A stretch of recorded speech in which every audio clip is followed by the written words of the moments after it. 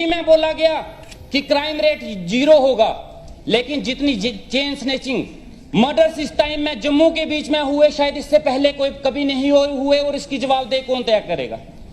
इस यूटी के दौरान बोला गया कि हेल्थ फैसिलिटीज को बढ़ाया जाएगा, लेकिन आज भी जाइए गांव में सारे हॉस्पिटल्स खाली हैं। मेरे बनी के 2 पीएससीज हैं जहां आज तक डॉक्टर नहीं पहुंचे, वो 3 महीने की कार्यकर्ती नहीं है, ये पिछले कई सालों से है। उसकी जवाबदेही कौन तय करेगा। आज हम 3 महीने का हिसाब तो मांगेंगे, लेकिन मुझे उस यूटी का भी हिसाब चाहिए, और वो देगा कौन। आज हम इस चीज को, मैं तो इस चीज को नजरअंदाज नहीं करूंगा कि कोई भी आदमी हमारे जम्मू कश्मीर को लूट के पाकिस्तान ले जाए, दिल्ली ले जाए, या फिर यूपी ले जाए, और हम चुपचाप देखते रहे।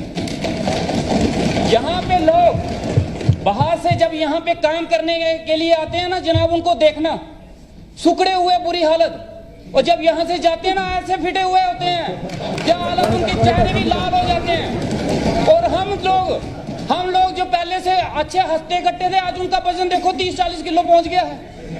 मेरा इलेक्शन के दौरान 17 किलो वजन तो मेरा कम हो गया, जो आज तक नहीं पूरा हो पा रहा। ये तो हालत हमारी यूटी में कर दी गई, इसका हिसाब किताब कौन देगा। यूटी बनाने के बाद मुझे बताया जाए कि किस चीज का हमें फायदा हुआ है।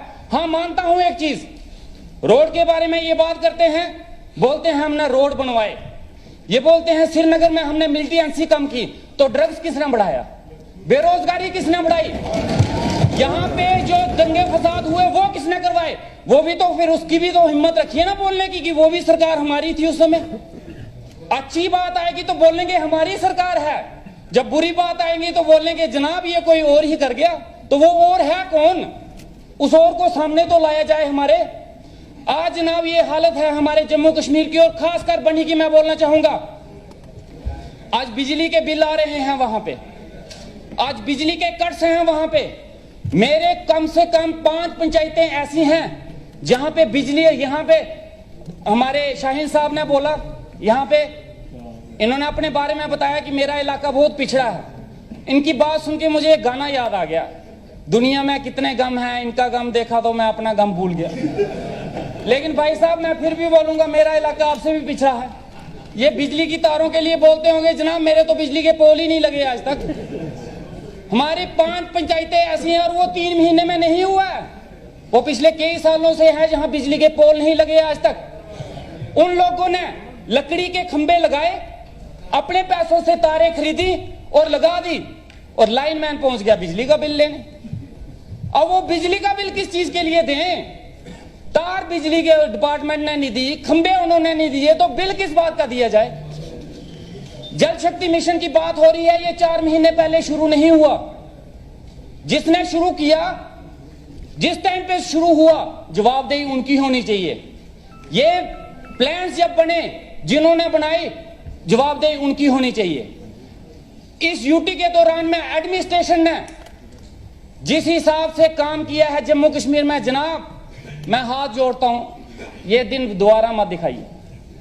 इस दौरान हमारी बात तो छोड़ो जनाब, हम आम लोगों की बात तो छोड़ो, प्रधानमंत्री साहब की भी बात नहीं मानी गई, बिल्कुल नहीं मानी गई। हमारे एलजी साहब की भी नहीं सुनी गई। हमारे वहां इसका जवाब है, सवाल है, लेकिन मैं फिर से अभी बोल देता हूं। हमारे वहां एक लड़की ने गुहार की, छोटी सी बच्ची 5वीं में पढ़ने वाली, एक स्कूल की डिमांड कर बैठी और प्रधानमंत्री साहब के पास पहुंच गई।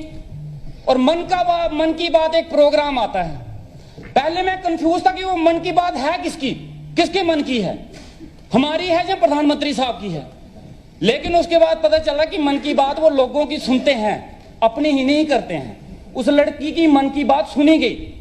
उसकी मन की बात सुनने के बाद प्रधानमंत्री साहब ने रिएक्ट किया कि ये स्कूल बनेगा, और उनकी बात सुनने के बाद एडमिनिस्ट्रेशन भागी, हाँ हम स्कूल बनाएंगे।